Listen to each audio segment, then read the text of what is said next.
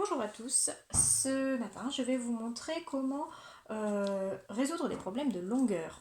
On va rappeler en fait le tableau de mesure de longueur et comment l'utiliser pour convertir ou additionner des longueurs, les comparer. Je vais m'aider aussi de l'exercice numéro 6, page 96 que vous aviez à faire pour utiliser ce tableau. Le tableau de mesure de longueur, vous l'avez dans les leçons. Ici, je n'ai pas marqué l'unité de mesure de base. On peut mettre ce que l'on veut. On est avec les longueurs pour l'instant. Donc ici, on va avoir comme unité principale le mètre, que l'on pourra décliner en 10 fois plus petit le décimètre, centimètre, millimètre, ou plus grande, décamètre, hectomètre, kilomètre. Donc ici, j'ai simplement remplacé par des points. Comme ça, je peux réutiliser ce tableau pour d'autres longueurs, comme par exemple les grammes ou les mesures de contenance, les litres. Au-dessus, juste pour rappel, un extrait du tableau de numération de la classe, les paquets de 1000 tickets, les paquets de 100 tickets, les paquets de 10, les tickets tout seuls, et puis ensuite, dans la partie décimale, les dixièmes de tickets qui sont représentés par une bande de papier, c'est 1/10 du ticket, et puis les centièmes de ticket, c'est 1/100 du ticket, c'est en fait une petite bande qu'on a recoupée en 10 ensemble à l'école, donc on ne voit plus qu'un tout petit carré, symbolisé ici par ce petit signe, donc les centièmes de ticket. Petit exemple tout simple pour illustrer l'utilisation de ces deux choses.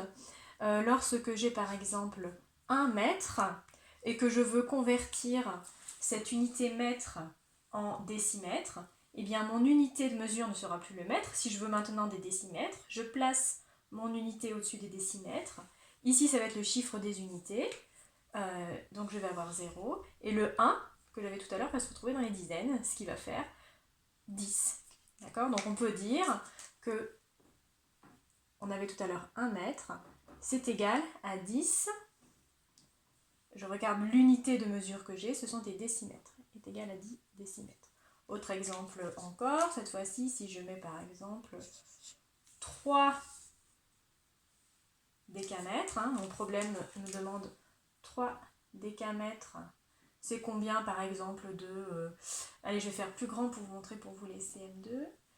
C'est combien de kilomètres? 3 décamètres, c'est combien de kilomètres? Donc le 3 ici, il est dans les décamètres. Effectivement, c'est mon chiffre d'unité. L'unité, c'est ce qui est écrit dans la leçon. Le chiffre des unités est toujours dans la colonne de l'unité qui est précisée juste après.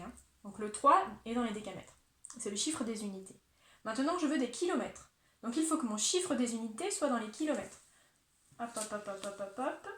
Si je mets les unités dans les kilomètres, mon 3 va se retrouver dans les centièmes. Pour écrire 3 centièmes, je vais être obligée de compléter mon tableau de certains chiffres. La seule chose qu'on ait le droit de rajouter dans le tableau, ce sont des zéros.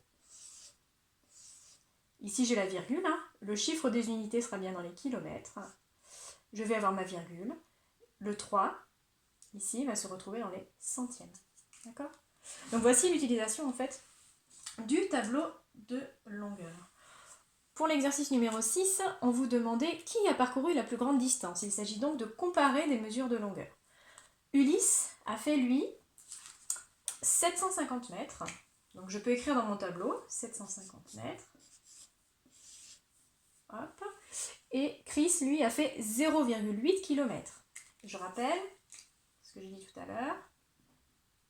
Quand j'ai cette mesure de longueur, c'est le chiffre des unités qui est dans l'unité demandée. Le chiffre des unités, c'est 0. Ça veut dire que c'est le 0 qui est dans les kilomètres. Attention, ce n'est pas le 8, ce n'est pas le dernier chiffre qui est dans les kilomètres, c'est bien le chiffre des unités. Ici, donc 0. 0,8 km. Qui a parcouru la plus grande distance? Pour comparer, il y a deux stratégies. La première, c'est de se servir uniquement du tableau de longueur et de comparer rang par rang qui a parcouru la plus grande distance. Tous deux ont parcouru 0 km. Ici, il n'y a rien, ça veut dire 0. Ici aussi 0. Les hectomètres, qui est du coup la deuxième grandeur suivant les kilomètres, le premier a parcouru 7 hectomètres, le deuxième 8. On peut déjà s'arrêter là et savoir que du coup c'est 0,8 km qui est plus grand que 750 mètres. D'accord? Donc c'est celui-ci qui a parcouru la plus grande distance. Autre stratégie possible, si on ne veut pas utiliser le tableau de numération, le tableau de longueur pour lire directement les informations, on peut convertir ces deux longueurs dans la même unité de mesure. 750 mètres, 0,8, puisque ce sont des kilomètres, on peut très bien le transformer en mètres également. Du coup, si mon unité de mesure, hein, l'unité, elle était ici, hop, elle était dans les kilomètres, hein, 0,8. Si je la veux maintenant dans les mètres, mon unité, hop, je vais devoir compléter des zéros jusqu'ici.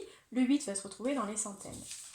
On va avoir 800 mètres contre 750 mètres. C'est bien toujours 800 qui est plus grand que 750. Voilà pour l'utilisation du tableau de longueur. À bientôt!